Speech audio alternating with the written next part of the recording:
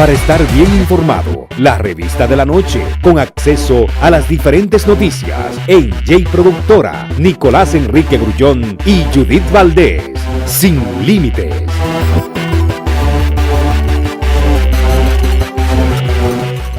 Continuamos en la más vista, la revista de la noche. Inmediatamente vamos a recibir a Damián Morel, nuestro amigo aquí en la revista, profesor, y que viene a hablarnos un poco de la reforma de educación. Buenas noches, Damián, y bienvenido. Saludos. Buenas noches, Judith. Buenas noches, Nicolás. Saludos, un placer, como siempre, compartir con ustedes y con toda esa teleaudiencia que nos distingue con su sintonía. Hablemos de la reforma. ¿Cómo va este proceso? ¿En qué estamos? ¿En qué está la educación dominicana?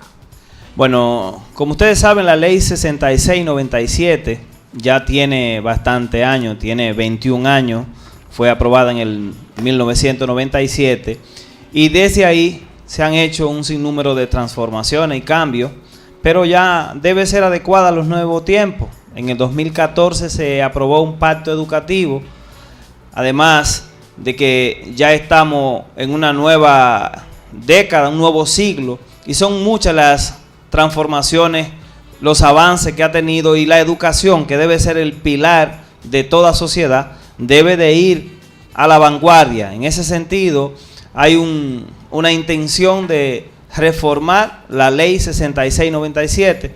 Hacemos constar que esta ya ha tenido sus transformaciones, aún dentro de la misma ley, ha emitido ciertas ordenanzas y resoluciones que han ido adecuando. Ya, de hecho, sin modificar la ley de educación, los estudiantes que antes eran séptimo, octavo y primero, ya se conoce como primaria, secundaria y tercero de la educación secundaria. Ya eso, mediante una ordenanza, ya se cambió. Pero además, el sistema de examen de aprobación de esos estudiantes, antes eran 2 semestres, como ustedes recuerdan, ahora es un solo semestre. Y los exámenes finales que tenían que tomar los estudiantes ya se han eliminado. Parte, de hecho, en la que una cantidad de maestros de la cuales nosotros somos parte y nos sumamos, no estamos de acuerdo. ¿Cómo es esto de que se han eliminado los exámenes? Hablemos un poco más de esto y vamos a dar detalles, Damián. Bueno, ustedes conocen y fue el sistema en el cual nosotros crecimos, aunque también entendemos que la ley debe de irse adaptando a los nuevos tiempos. Sin embargo, nosotros no estamos de acuerdo con la forma como se ha realizado. ¿Por qué? Porque no se ha venido haciendo una transformación en base a que los muchachos están produciendo y están realizando los conocimientos y adquiriendo esos conocimientos y construyendo esos conocimientos, sino nosotros como sector magisterial, una gran parte de los maestros percibimos que se está buscando la forma de que esa inversión que se está haciendo en educación se vean resultados con promoción de estudiantes, pero no estamos viendo producción de estudiantes, no estamos viendo esa calidad. Nosotros percibimos que la ley lo que está buscando, la diferente normativa, es promoverlo, pero nosotros entendemos que debe de ser un asunto de trabajo en equipo, que debe socializarse con el maestro para que en conjunto nosotros elaborar esas estrategias, esos planes, porque lamentablemente lo que hemos vivido en educación es que nos imponen desde allá arriba una normativa, una ley, una ordenanza, un nuevo currículum, sin socializarlo como se debe con nosotros, para así construir de verdad y también depurar esa parte del magisterio como debe de ser, porque es un asunto de conjunto. Sigo en el aire, Damián.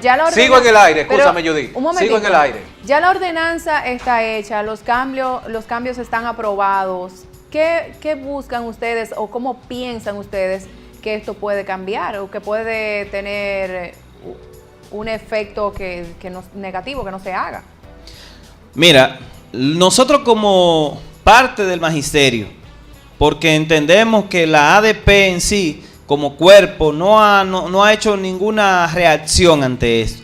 Pero una parte del magisterio entiende que la forma como se ha hecho, como decía Nicolás, me quedo en el aire. Mira, Nicolás, ¿cómo sucede? Antes el sistema educativo, por ejemplo, los estudiantes de media tenían una calificación y al final de un semestre, que era en diciembre, se sumaban esas 4 calificaciones, que era el trabajo del estudiante. Esas 4 calificaciones tenían un valor de 70 puntos. Y el estudiante tomaba un Proevin que valía 30 y se sumaba esa calificación. Ahora no, ahora se quitó el examen y el estudiante pasa con lo que haga día a día.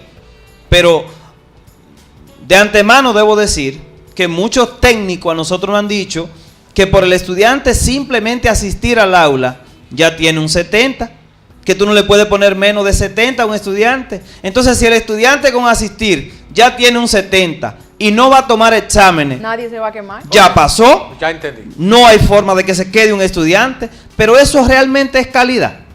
Estamos logrando la verdadera revolución educativa promoviendo estudiantes sin promover conocimiento. Aún no haga ningún tipo de esfuerzo ni tarea, tiene que ponerle 70. Es la normativa. Esa no es la normativa, pero eso es lo que no han querido a nosotros inculcar. De hecho, la misma normativa establece la 17-22-2017, que es la nueva normativa que está regulando ahora esos grados, establece que los estudiantes que tengan un menos de un 80% de asistencia automáticamente pierden el derecho al examen, porque es una obligatoriedad asistir a clase a menos que exista una razón justificada por un médico o una razón de peso que esté contemplada o que se entienda que es una razón.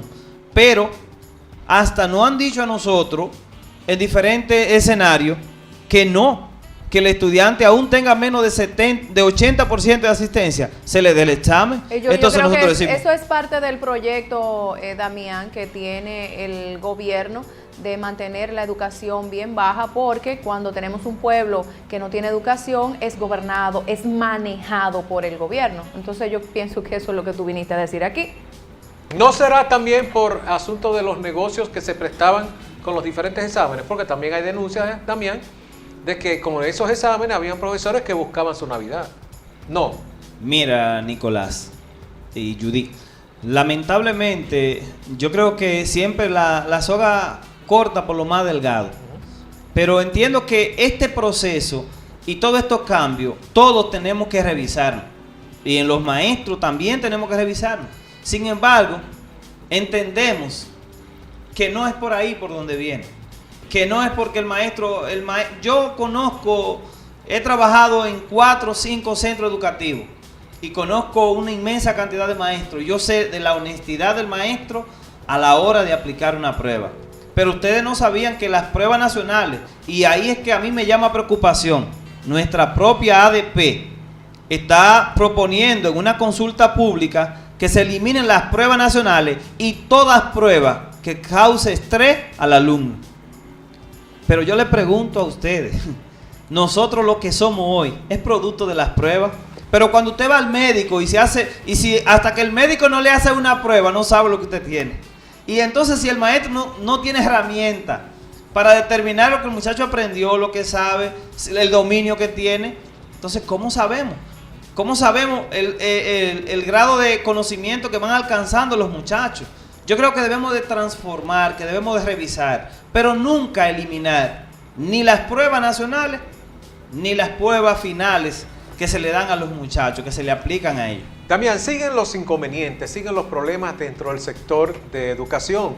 ¿Se ha resuelto el problema de los recursos? En una ocasión recuerdo que estando aquí mismo en esta revista de la noche, decías de que los recursos llegaban tarde y que los liceos, los centros educativos se mantenían por el crédito que conseguían los directores, como era el caso suyo. ¿Qué ha pasado y cuáles siguen siendo los principales problemas que arroja la educación, sobre todo en nuestra provincia de Espaillat? Mira, Nicolás, antes de responderte esta pregunta, quiero hacer énfasis en un punto que también ha sido punto de consulta por la ADP, en el cual nosotros no estamos de acuerdo, y una inmensa mayoría de maestros tampoco, y es que hay una intención de que sean los ayuntamientos que administren el servicio de alimentos, de comida en los centros educativos.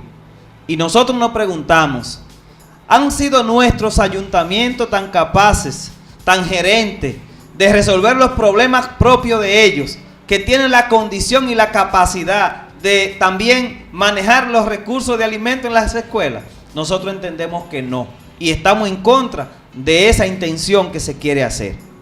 Con respecto a los problemas, Sí. bueno, debo decirte que la evaluación de desempeño que ustedes escucharon tanto, todavía más de 27,000 maestros en el mes de julio, en el mes 7 del año, todavía no han recibido los incentivos que contempla esa evaluación de desempeño. Pero esta misma semana se estuvo desembolsando una gran cantidad de millones de pesos con ese concepto, ¿no? Esos 308 millones de pesos era una deuda de los maestros, pero los administrativos, que dicho sea de paso, muchas veces somos los que llevamos la carga más fuerte, como el caso de los directores, que valga la redundancia, tenemos toda la carga del centro y ganamos menos que la mayoría de los maestros, pero los directores, secretarias docentes, psicólogos, coordinadores pedagógicos, bibliotecarios docentes no han recibido aún ni su evaluación ni el retroactivo de esos 7 meses que ya otros maestros cobraron.